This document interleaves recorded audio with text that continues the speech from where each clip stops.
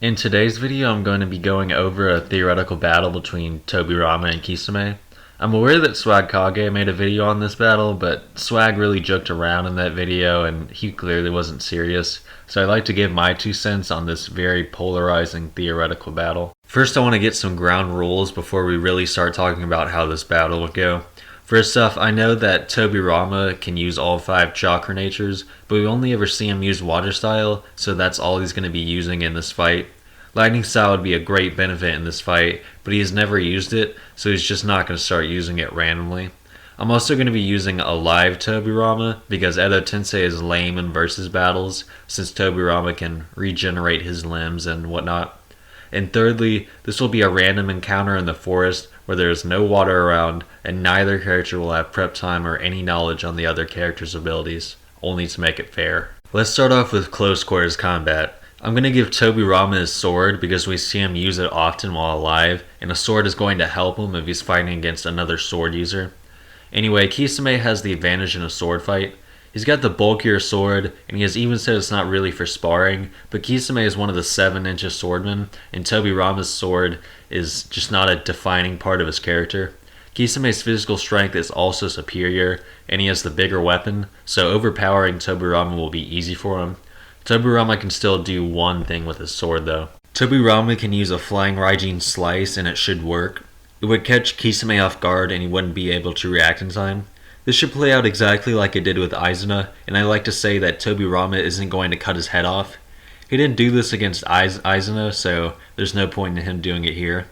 Kisame is not going to die from this though. In case y'all forgot, Kisame took a hit from a version 2 Killer Bee, and his entire torso was just ruptured.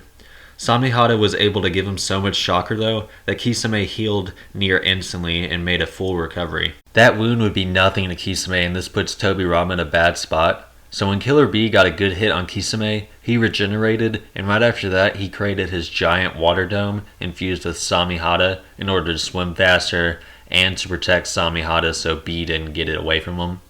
Kisame would probably do the same thing against Tobirama. So at this point, Tobirama can outswim Kisame, but he does have a way out. Tobirama does have the Flying Thunder God Jutsu, and this would be his way out.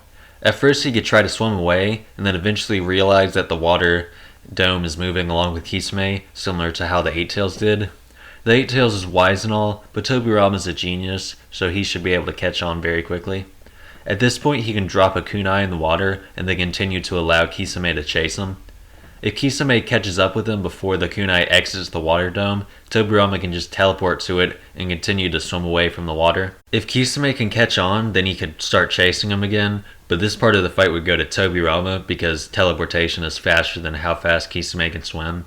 However, this will allow Kisame to understand that Tobirama can teleport, and this will put Kisame on his toes.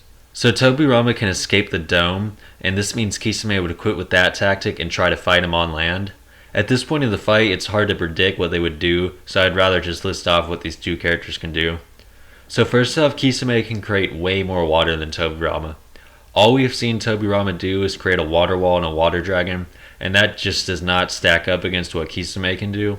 With only 30% of his chakra, Kisame was able to create an entire lake with ease. Tobirama can't even match that in the slightest. Now, we never see Tobirama do much with the water style though, and it's kind of weird considering that he's supposed to be a water style user. He has massive chakra reserves, but his jutsus lack in size compared to his chakra reserves.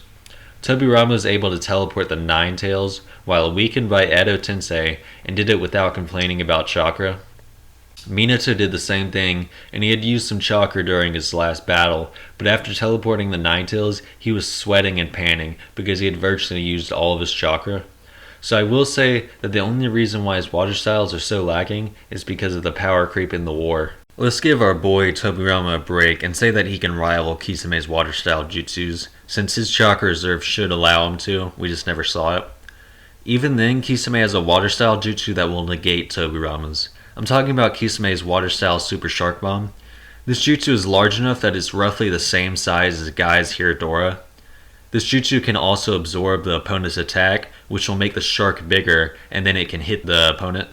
So this jutsu negates anything that Tobirama can do with water almost.